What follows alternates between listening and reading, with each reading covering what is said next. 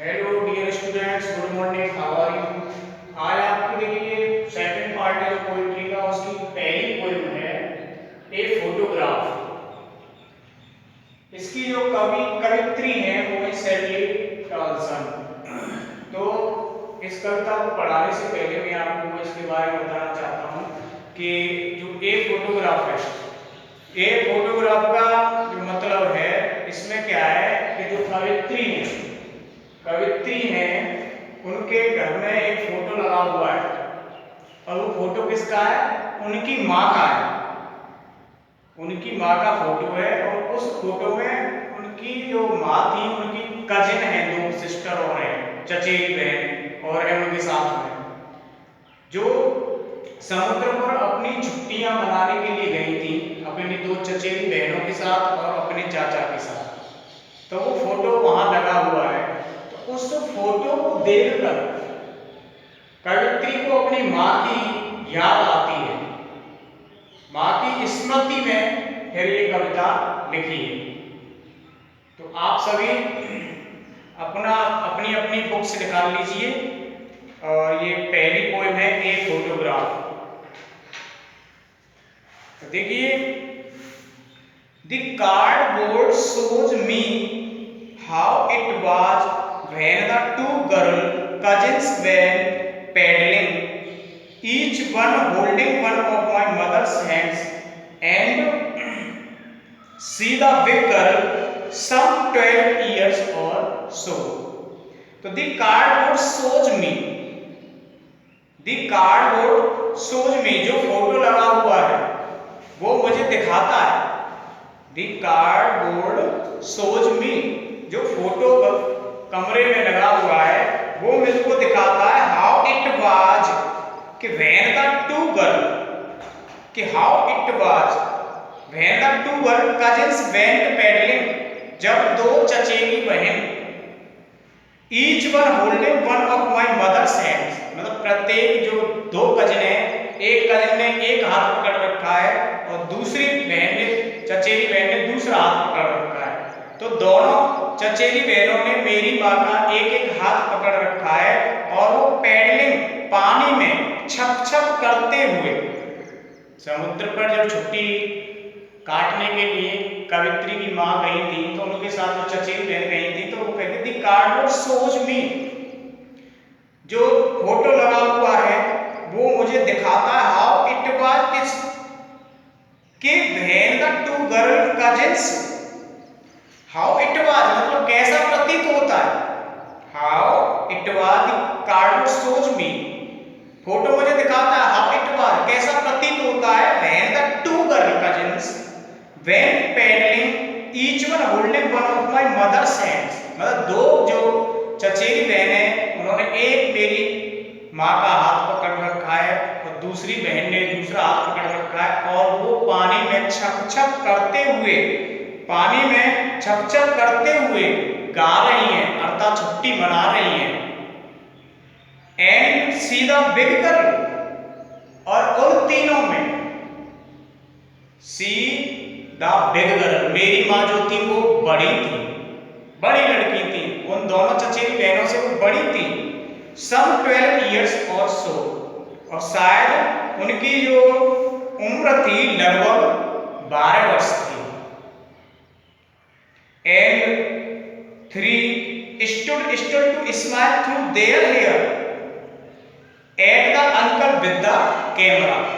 All three stood still to smile through their hair. All three stood, और वो तीनों बहनें खड़ी हुई थी, स्टिल बिल्कुल शांत खड़ी हुई थी। शांत क्यों खड़ी हुई थी? मतलब कोई मूवमेंट नहीं कर रही थी। To smile through their hair, और अपने बालों के साथ, जैसे बाल पड़े हुए थे, बालों के साथ मुस्कुराते हुए बिल्कुल शांत खड़ी हुई थी।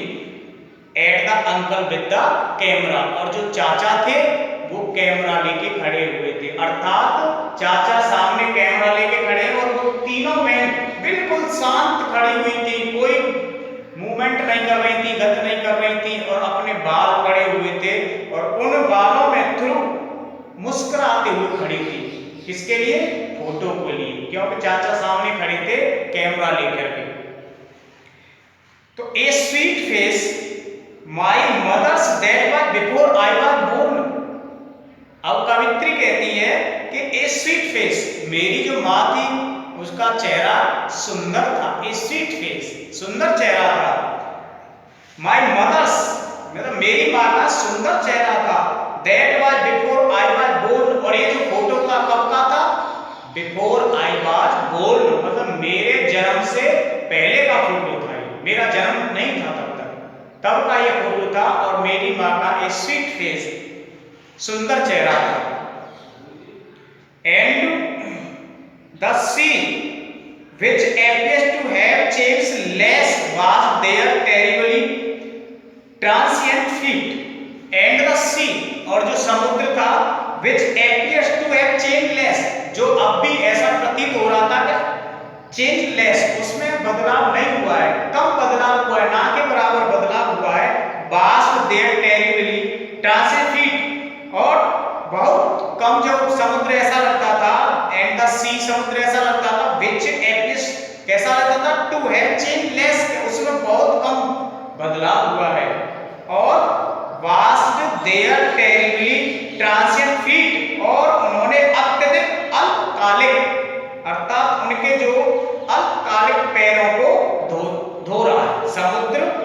Vast their terribly transient feet, और उनके अल्पकालिक, शॉर्ट, अल्पकालिक मतलब थोड़े समय के लिए रहने वाला, अल्पकालिक पैरों को वो समुद्र धो रहा है। Some 20-30 years later, she had laughed at the Spencer, she, Betty and Dolly. She had said, and look how they dressed us for the beach. तो some 20-30 years later, मतलब 20-30 years later, मतलब 20 या 30 वर्ष बाद, she had laughed at the snapshot, she had laughed at the snapshot, वह photo को देखकर हंसती थी।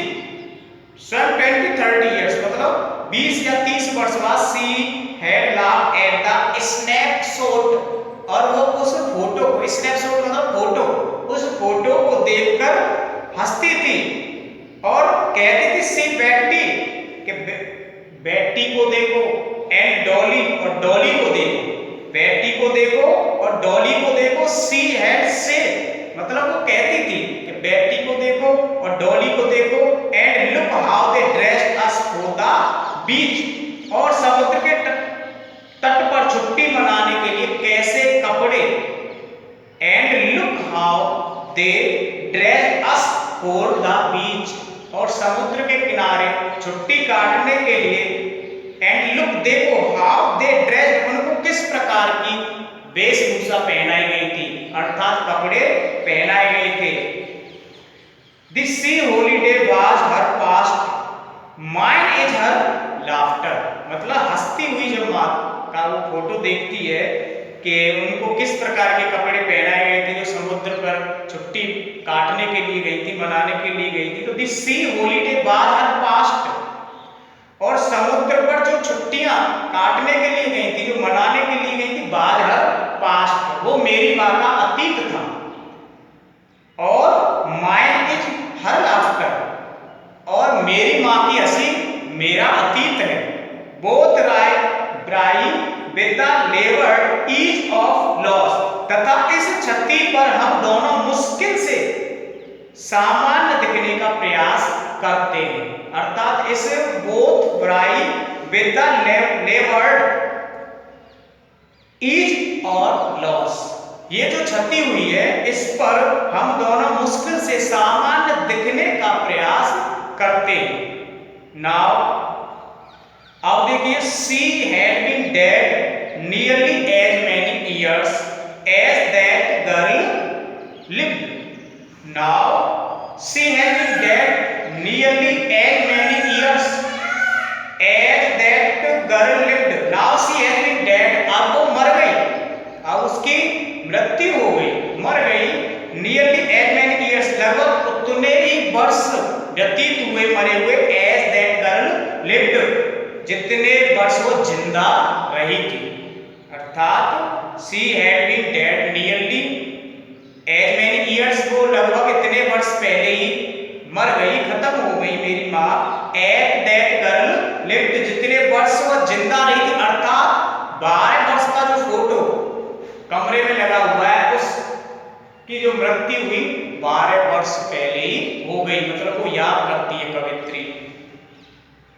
And of this circumstances there is nothing to say at all, और एंड ऑफ दिस सर्कमस्टेंसेज, और अब इस स्थिति के बारे में, इस परिस्थिति के बारे में, अर्थात इस विषय के बारे में, there is nothing to say at all, आखिरकार कुछ भी कहने को नहीं है। इट्स साइलेंस, साइलेंस, इसकी चुप्पी ही मुझे चुप कर देती है, मतलब जो फोटो में मेरी माँ शांत है, इट्स साइलेंस, साइलेंस है, इसकी जो चुप्पी है, मेरी माँ का जो फोटो लगा है इसमें मेरी माँ की जो चुप्पी है वही मुझे शांत कर देती है। तो इसमें ये है, अपनी माँ की फोटो को देखकर, दोनों कजिन हैं साथ में, उसको देखकर कवित्री को अपनी माँ की याद आ जाती है। ठीक है, ओके स्टूडेंट्स।